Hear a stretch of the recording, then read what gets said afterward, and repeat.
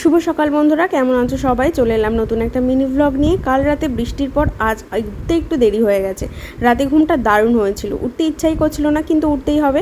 উঠে তাড়াতাড়ি ঘরদোর মুছে পরিষ্কার করে, অনেক পাতা জমেছিল, তারপর স্নান করে নিয়ে একটু সিঁদুরটা পরে নিলাম। তারপর নিচে চলে এসেছি তুলসী তলে একটু জল দিতে।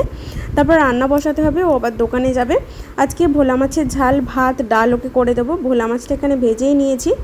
আর ইনি ভদ্রলোক আমাদের বাড়ি নতুন এসেছেন এখন, আর ববি প্রিন্টের জামা পরেছে বলে একটু ছবি তুলে দেখিয়ে দিলাম। খালে জল আসছে, জল ঢুকছে হু হু করে, আর কাল রাতে বৃষ্টি হয়েছে বলে মাঠে পুরো জল ভর্তি হয়ে গেছে। সবাই যখন চা খাচ্ছিল আর আমি রান্নার ফাঁকে খেয়ে নিয়েছিলাম দুটো বিস্কুট আর ডিম, আর একটু ব্যালকনিতে দাঁড়িয়েছিলাম। প্রকৃতিটা দেখতে বেশ ভালো লাগছিলো। এটা আমাদের গাছেরই কলা, পেকেছে। আজকে সবাইকে দিয়ে খাওয়াও হয়েছে। আর তার মাঝে ও চলে এসেছিলো, ওকে ভাত দিয়ে আমি খেয়ে নিয়েছিলাম টিফিন।